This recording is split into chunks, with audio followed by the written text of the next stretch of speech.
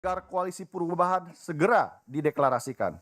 Capres Anies dan tim 8 telah merencanakan beberapa kali waktu deklarasi. Namun, rencana deklarasi itu tidak pernah terwujud. Diduga kuat tidak terlaksananya deklarasi itu karena Capres Anies lebih patuh kepada Ketua Umum Nasdem Surya Paloh yang ingin terus menunda waktu deklarasi.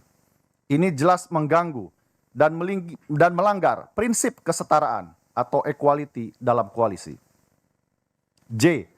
Tim 8 bersepakat berdasarkan desakan yang makin kuat dari masyarakat tentang kepastian berlayar atau tidaknya koalisi ini, maka waktu menjadi hal yang esensial.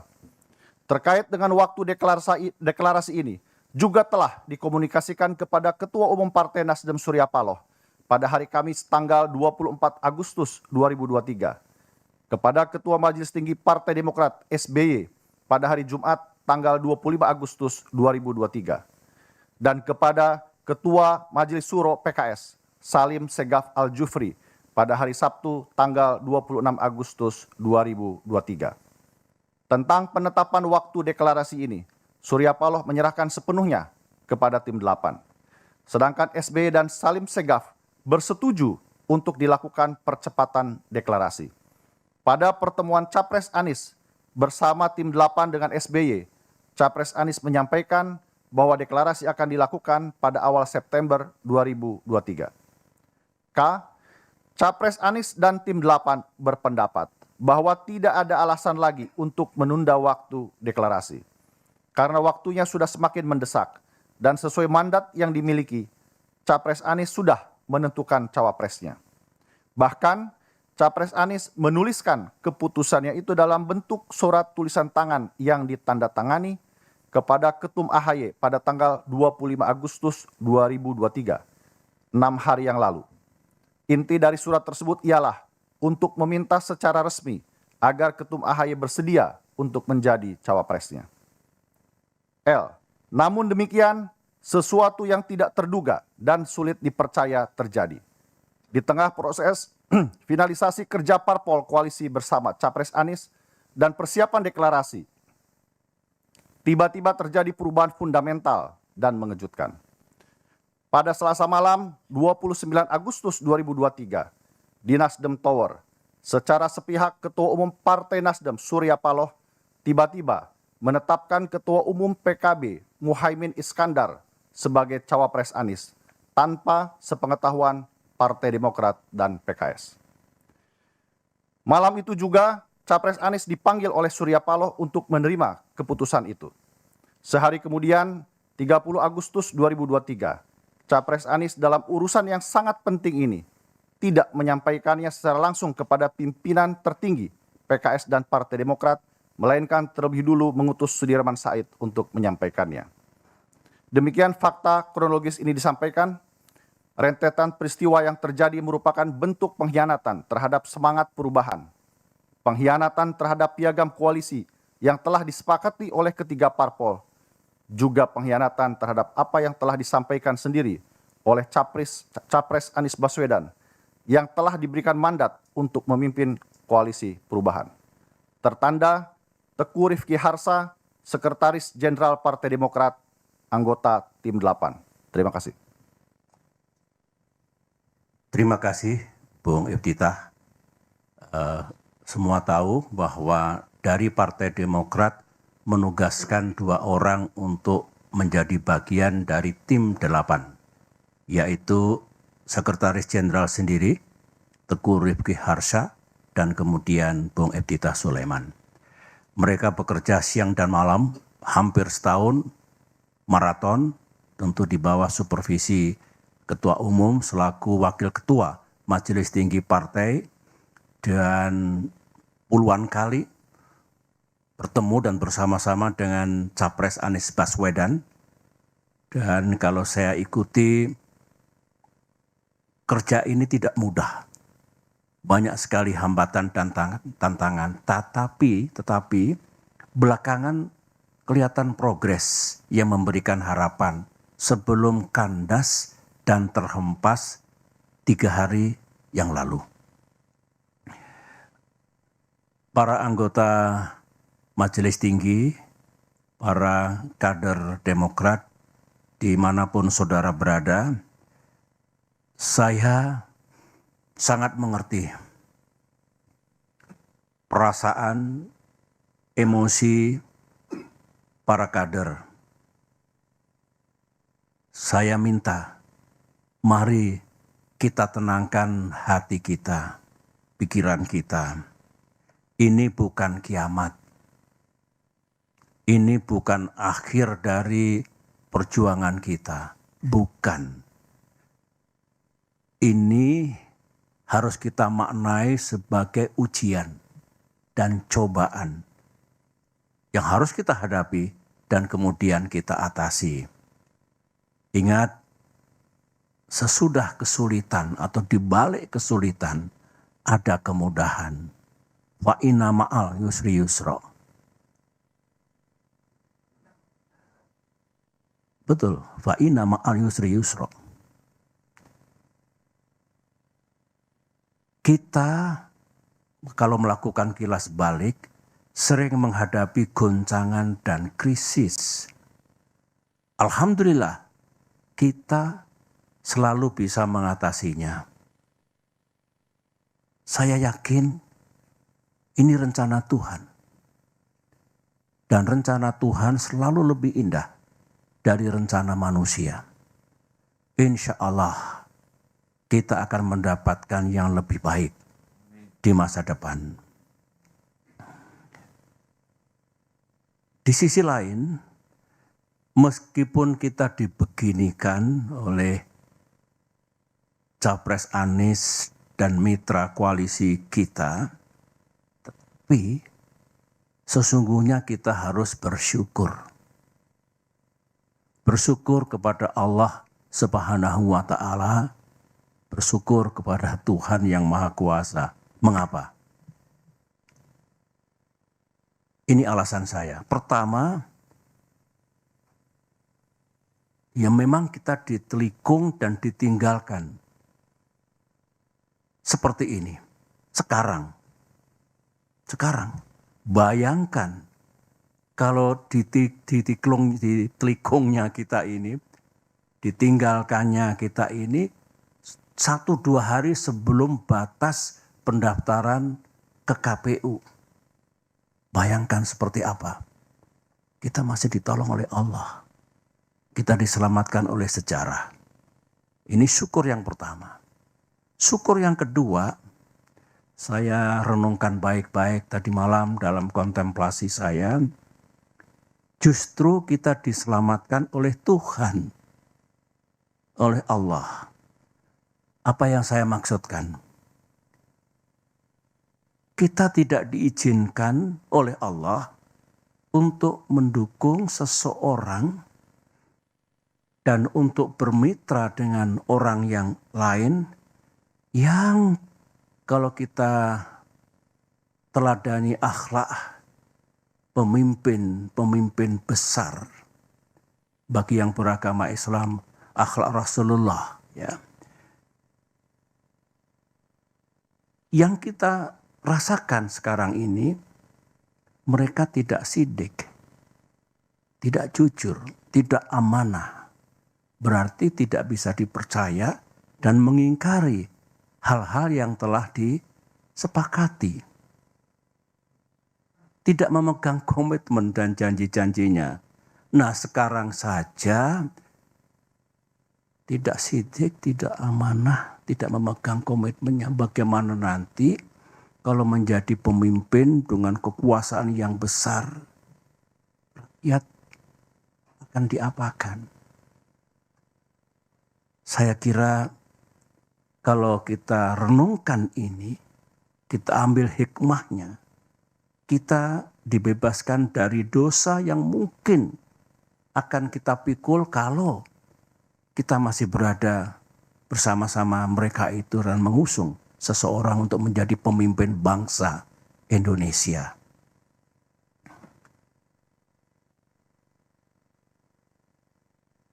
Selain itu, kita ternyata juga tidak diizinkan untuk berkoalisi dengan seseorang yang sejak awal sudah melanggar dan mengingkari kesepakatan. Tertulis dalam kesepakatan koalisi, menjunjung tinggi prinsip kesetaraan, equality, dan kesetaraan. Ulangi, kesetaraan, equality, dan keadilan. Saya ulangi. Bayangkan kalau di masa depan kita punya mitra koalisi yang tidak tunduk, tidak patuh pada kesepakatan yang kita buat bersama.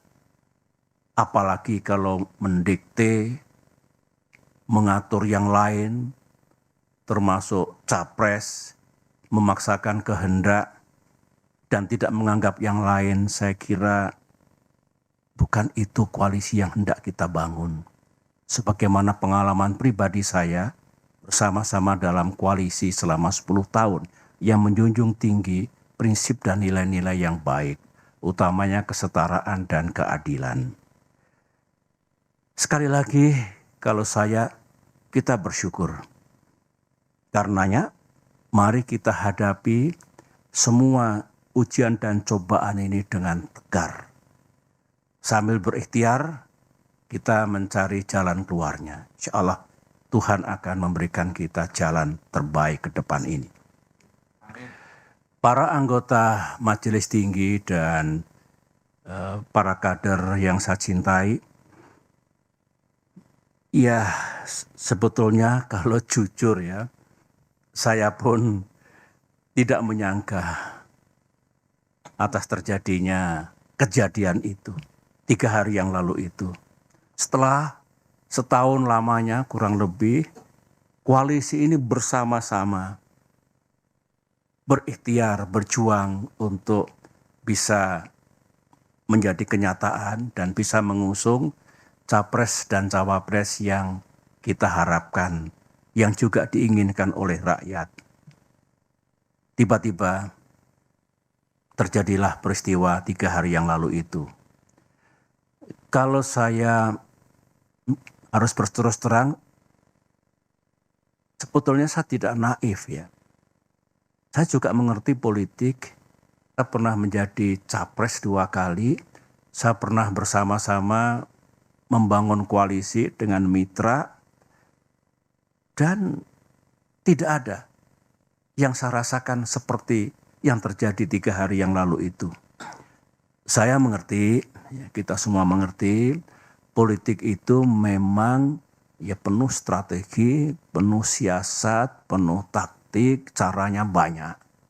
Tetapi saya tidak menyangka kalau tindakan itu sejauh ini, menurut saya melebihi batas kepatutan, moral dan etika dalam politik.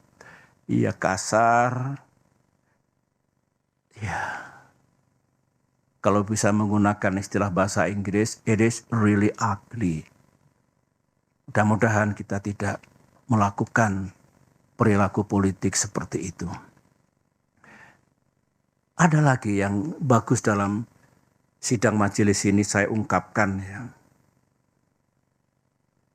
Sebenarnya beberapa teman sudah mengingatkan saya agak lama, baik dari kalangan kader Demokrat maupun dari luar Demokrat. Begini, Pak SBY benar-benar percaya kepada orang itu atau kepada orang-orang itu. Saya jawab dengan praduga yang baik, prasangka yang baik, saya percaya. Teman itu mengatakan, ya silakan saja dilihat nanti.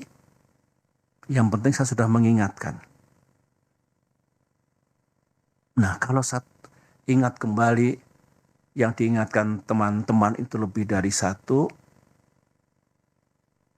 Keputusan sepihak kemarin itu, saya boleh mengatakan keputusan gelap seperti itu, tidak sesuai dengan rules kesepakatan. Ternyata atau barangkali mengandungi kebenaran. Anggaplah kita salah kali ini. Tetapi kita belajar. Mudah-mudahan kita tidak salah lagi ke depan.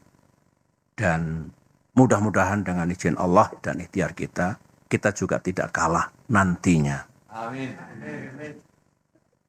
Masih segar dalam ingatan saya, sebagaimana yang disampaikan Bung Iftitah tadi, di ruangan ini, saya duduk di sini, tanggal 25 Agustus 2023, berarti seminggu yang lalu, Pak Anies duduk di sini, dengan didampingi tim 8. AHY memang tidak selalu hadir. Anies menyampaikan kepada saya, didengar oleh semua, bahwa awal September ini, berarti hari-hari sekarang ini, akan mendeklarasikan koalisi ini dalam kapasitasnya sebagai capres. Berikut capres dan cawapres yang telah selesai diputuskan. 3 hari kemudian, 3 days later, sekarang ini, yang kita dapatkan sesuatu yang sangat mengejutkan itu. Dan saya ini orang tua, berapa kali Pak Anies datang ke sini dengan semangat yang luar biasa, kata-kata yang luar biasa baiknya. Di Cikiasi 2 kali, di Malang, di Pacitan. Dengan kejadian seperti itu, tidak ada satu kata pun yang disampaikan kepada saya. Dan tentu kepada Ketua Umum kita. Saya memang sebagai orang tua, kok jadi begini? Ini saya kira semua merasakan perasaan kader kita di seluruh tanah air, emosi, kemarahan, yang diekspresikan dengan cara yang berbeda-beda. Nah, saya kebanjiran, tadi malam, 2 malam tuh sampai subuh di sini. Sejak pagi kita bekerja. Pesan datang dari mana-mana, baik dari kader maupun non-kader, dan rata-rata memang emosional, ya. Ya, saya paham lah. Dari sekian banyak ribuan saya kira yang merespon, yang memberikan message itu, ada 2 yang menarik bagi saya. Ini kata-katanya kurang lebih seperti ini. Aku tahu politik itu memang banyak akalnya, tapi tak kusangka buruk banget ini. Korbannya AHY dan Demokrat. Begitu. Ada lagi komentar, ini Demokrat kena prank dari musang berbulu domba. Terus saya kok ingat, musang berbulu domba, ini kan peribahasa yang lama ini. Ingat saya kira waktu kita sekolah di SD, SMP, pernah belajar banyak sekali peribahasa. Tapi musang berbulu domba itu di depan bersikap baik, manis, lembut, penuh persahabatan. Tapi di balik itu kalau kita lemah dan lengah, ini lengah ini, kita akan dicaplok dan dimakan sampai habis. Peribahasa, musang bukan orang. Nah, mungkin tafsirnya ya kita ditelikung dan seperti itu ya. Seperti peribahasa ini. Saudara-saudara, saya mengajak pada forum yang penting ini dengan tenang dan dengan menggunakan akal sehat, pikiran yang jernih, mari kita telaah mengapa semuanya ini harus terjadi. Dan kita rasakan, kita alami, kita pikul. Mengapa Demokrat dan AHY setelah 2 tahun menghadapi gerakan pengambil alihan Presiden Muldoko harus mengalami yang begini lagi. Otak saya berputar, insting saya berbicara. To understand why. Orang bijak mengatakan selalulah mencari tahu what and why. Supaya how-nya itu menjadi tepat.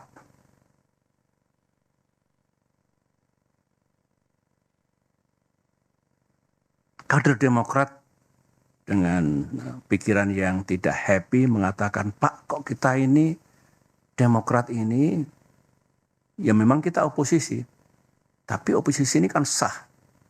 Kok diperlakukan sebagai musuh negara?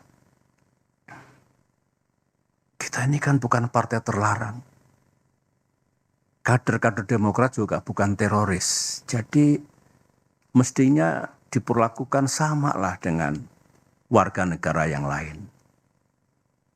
Itu ekspresi kegalauan dirinya yang saya selalu tekun mendengarkannya. Oleh karena itu dengan tidak bermaksud menuduh siapapun, saya ulangi lagi, tanpa bermaksud menuduh siapapun, saya ingin berbagi dengan saudara. Saya yakin saudara juga mendengar. Sebagian juga datang dari yang ada di ruangan ini maupun yang tidak ada dari ruangan ini. Saya sendiri kan juga banyak mendengar dan mengetahui mana sih di era keterbukaan, open society, digital society ini yang serba rahasia. Apa yang terjadi dan tidak terjadi, apa yang dilakukan oleh para elit, petinggi partai atau pejabat tingkat puncak, tingkat atas. Ini kan sebetulnya diketahui oleh publik. Diketahui oleh masyarakat luas. Terutama yang menjadi sorotan publik yang berkaitan dengan Pilpres 2024 ini. Mari kita ingat semuanya, apa yang pernah kita dengar, yang pernah kita ketahui, untuk mencari benang merah. Kira-kira apa ya, tanpa sekali lagi menuduh dan mendiskreditkan siapapun. Karena kita hanya ingin bicara tentang fakta, kebenaran, dan dugaan-dugaan yang mengandungi logika. Satu, kita semua tahu, Bapak Ibu, memang ada keinginan untuk hanya terbentuk dua pasangan saja, pasangan capres dan cawapres dalam Pilpres 2024 ini. Ada. Jangan ada dusta di antara kita, ada itu. Kita juga tahu ada upaya dan pekerjaan politik untuk membuat koalisi perubahan. Di dalamnya ada Nasdem, ada PKS, ada Demokrat. Itu tidak bisa berlayar. Ada. Kita juga tahu, termasuk informasi yang sangat sensitif untuk membuat pasangan Anies Ahaye yang sudah menjadi rahasia umum, yang sudah matang sebetulnya sebelum terjadi prahara 3 hari yang lalu itu, pasangan itu tidak akan terjadi. Informasi yang saya dengar ini pekerjaan politik tingkat tinggi.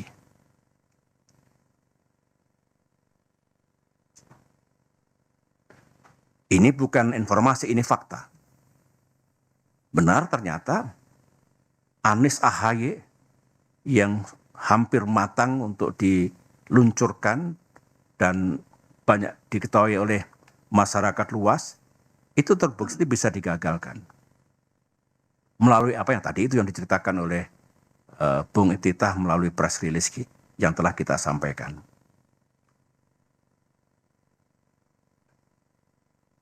Ini coba.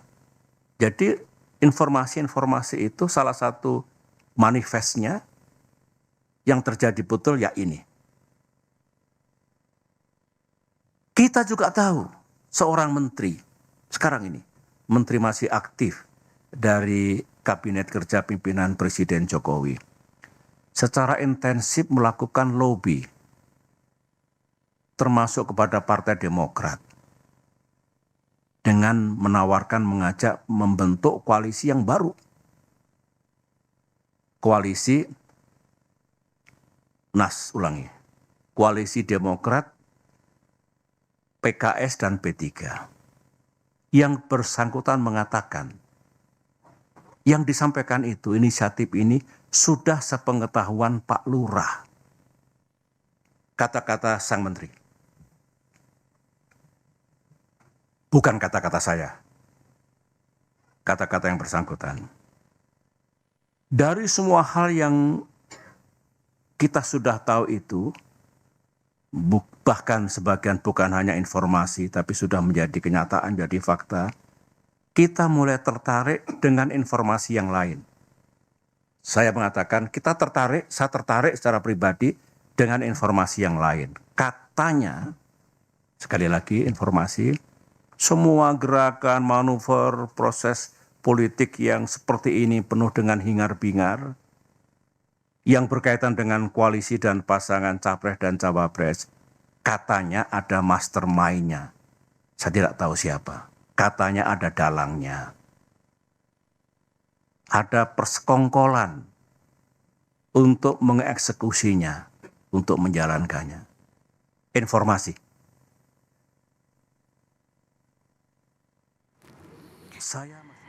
Itulah respon dari Ketua Majelis Tinggi Partai Demokrat Susilo Bambang Yudhoyono menanggapi dugaan kuat Muhaimin Iskandar, Ketua Umum PKB akan menjadi bakal calon wakil presiden pendamping bakal capres dari Koalisi Perubahan untuk Persatuan, Anies Baswedan.